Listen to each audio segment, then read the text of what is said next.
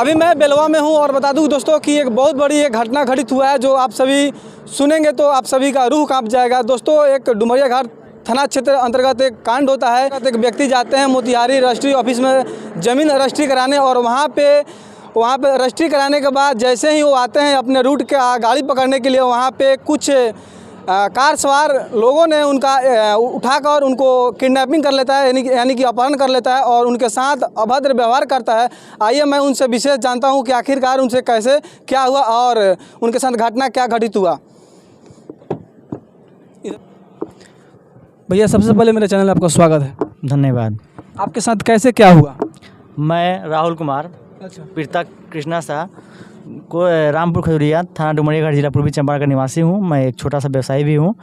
मैं सोमवार क्या चीज़ का व्यवसाय करते हैं? मैं एक मोबाइल का शॉप है। मैं कहाँ पे? रामपुर खजुरिया में अपने निजी आवास में। और मैं सोमवार को 7 तारीख को मोतिहारी रजिस्ट्री ऑफिस में रजिस्ट्री कराने गया था। जमीन रजिस्ट्री कराने? जी, रजिस्ट्री कराने गया था। मैं रजिस्ट्री कराकर बरियारपुर स्थित अपने रूट की गाड़ी के लिए वहाँ रुका हुआ था। रुकने के बाद मैं वो लमसम 10-15 मिनट वेट किया। वेट करने के बाद एक वाइट कलर का गाड़ी मोतिहारी की तरफ से आया जिसमें 5 व्यक्ति सवार थे, जिसमें मैं 3 व्यक्ति को पहचान लिया और वो ज़बरदस्ती नाम क्या क्या है? एक में है चंदन कुमार शाह, दूसरा व्यक्ति है समूचरण प्रसाद, तीसरा व्यक्ति है उपेंद्र प्रसाद। 2 आदमी को आप नहीं जानते हैं क्या? 2 व्यक्ति को हम पहचान रहे हैं, नाम उसका पता नहीं है। दोनों आदमी का घर कहाँ है? जो तीनों आदमी का घर कहाँ है? ये दोनों आदमी रामपुर खजुरिया के निवासी हैं, गांव के ही आदमी हैं। और उसके बाद घटना क्या हुआ कि हमको बैठा लिया गया गाड़ी में बैठाने के बाद हमको पूछा गया कि ज़मीन कितना रजिस्ट्री कराया है, कितने रुपए में कराया गया है। उसके बाद हमको मारा गया। मारने के बाद 2 इंजेक्शन लगा दिया गया हमको। उसके बाद हम मूर्छित हो गए। मूर्छित होने के बाद बेहोश हो गए। उसके बाद में कार में इंजेक्शन लगाया गया या बाहर लगाया गया? कार में लगाया गया, कार में ही लगाया गया। उसके बाद जब हमको होश आया तो हम खजुरिया ओवरब्रिज पार कर रहे थे। उसके पार करने के बाद एक निजी होटल पर ले जाके हमको बेरहमी से रॉड के माध्यम से पीटा गया, जिसमें मेरा पैर और हाथ क्षतिग्रस्त हो गया।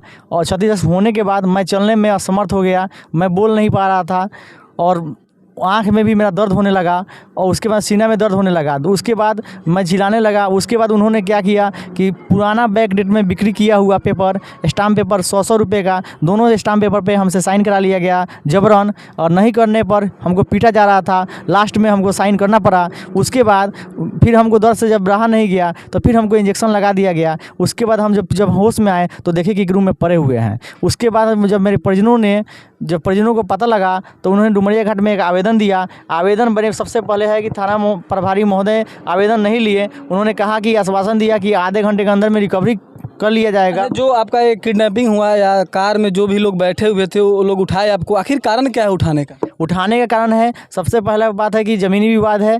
ज़मीन हम रजिस्ट्री कराए हैं और जो रजिस्ट्री किया हुआ है उनका चचेरा भाई वो लोग हैं।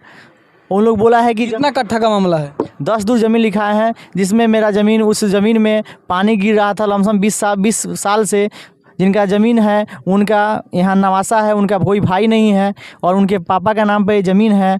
और हम उनसे रिक्वेस्ट किए हैं कि हमको पानी वानी गिराने का दिक्कत है, उसमें से थोड़ा सा ज़मीन हमको दे दीजिएगा तो मेरा लालन पालन करने के लिए हो जाएगा। तो उसमें से उन्होंने 10 दूर ज़मीन हमको रजिस्ट्री किया। इसी का मामला है।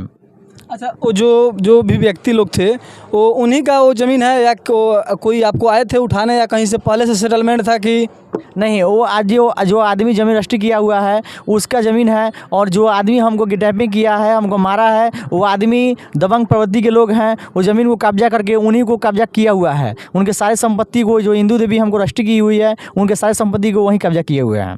किसी और थाने के वो लोग हैं या डुमरिया घाट थाना के अंतर्गत ही हैं? सही नहीं, सब कोई डुमरिया घाट थाना के अंतर्गत हैं और सब कोई रामपुर खजुरिया के ही निवासी हैं। अच्छा, जब आपका वहाँ पे एक बंद कमरे में जब आप वहाँ पे आपका आँख खुला, नींद खुला, उसके बाद आगे आपके साथ क्या हुआ? उसके बाद हम वहाँ पे बेहोश पर जब हमको नींद खुला तब उसके बाद हमको आधे घंटे बाद बोला गया कि कैसा तबीयत है।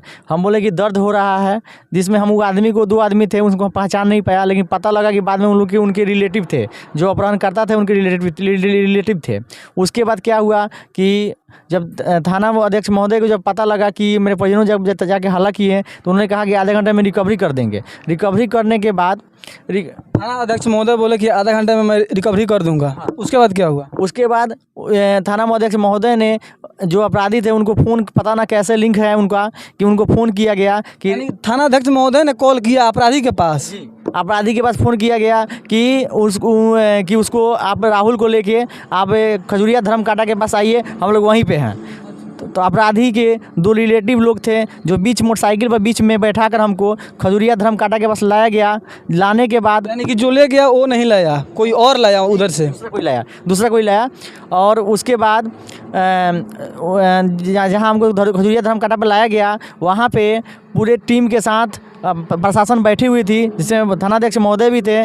वहाँ पे चेयर लगा के वो लोग बैठे हुए थे। हमने उनसे आग्रह किया कि सर, जो अपराधी हमको छोड़ने आए हैं उनको गिरफ्तार किया जाए। यानी कि आप बोले कि जो अपराधी छोड़ने आए उनको गिरफ्तार करें आप? जी बिल्कुल, हम बोले। उसके बाद उन्होंने कहा कि पहले गिरफ्तारी ज़रूरी नहीं है, पहले इलाज ज़रूरी है, आप पहले जाके इलाज कराइए, उसके बाद गिरफ्तारी किया जाएगा। हमने मोतिहारी जिला के डीएम महोदय से और एसपी महोदय से आग्रह है कि देख लीजिए, डुमरियागढ़ थाना के जो थाना अध्यक्ष महोदय हैं, ये बोल रहे हैं ये थे इनको जो अपराधी ले गया था, अपराधियों ने दूसरे किसी के साथ इनको भेजा खजुरिया धर्म कांटा के पास, और वहाँ पे उपस्थित पहले से थे डुमरियागढ़ थाना अध्यक्ष महोदय और कुछ उनके पुलिस फोर्स लोग उपस्थित थे।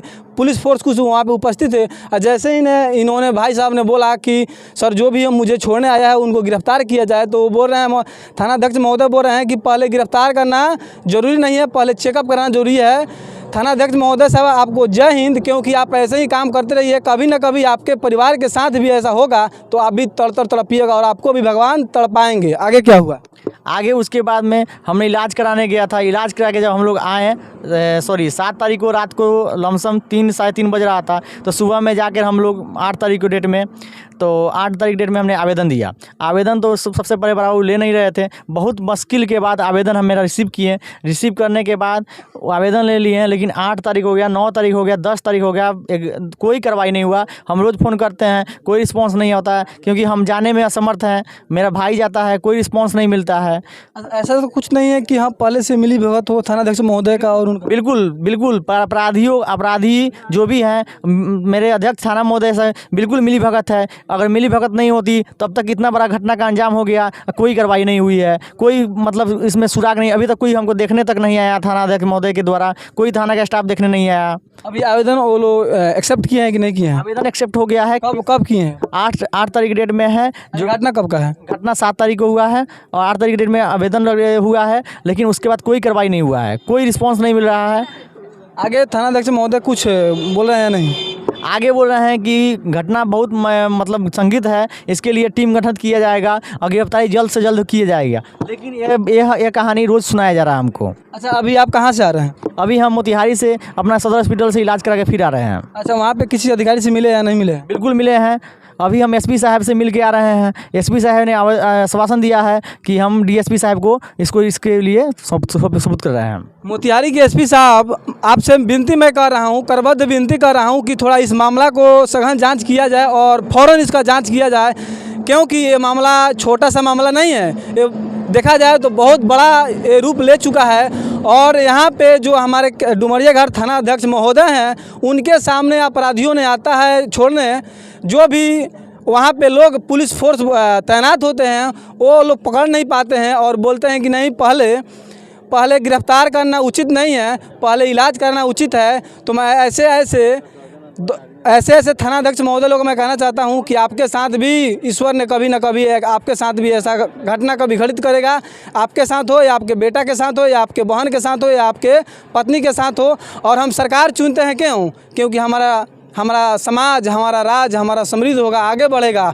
छिनतई से हमारा वंचित रहेगा, गुंडाई से वंचित रहेगा, हमारे तनाशाहियों से वंचित रहेगा। लेकिन आप लोग देख सकते हैं कि आज उदाहरण है, हमारे भाई साहब हैं, आज हमारे भाई साहब उदाहरण बन चुके हैं। हम लोग को मतलब बार बार धमकी मिल रहा है कि मार दिया जाएगा, उठा लेंगे, तुम्हारे परिवार को पूरा ख़त्म कर देंगे। अच्छा, किसके द्वारा दिया जा रहा है? ये जो अपराधी हैं इनके द्वारा दिया जा रहा है। लेकिन इसके लिए भी हम थाना अध्यक्ष महोदय से बार बार फ़ोन करके बोल रहे हैं, लेकिन कोई रिस्पॉन्स नहीं हो रहा है। अगर बाद में कोई घटना का अंजाम होता है तो इसकी जिम्मेवारी खुद थाना अध्यक्ष महोदय होंगे।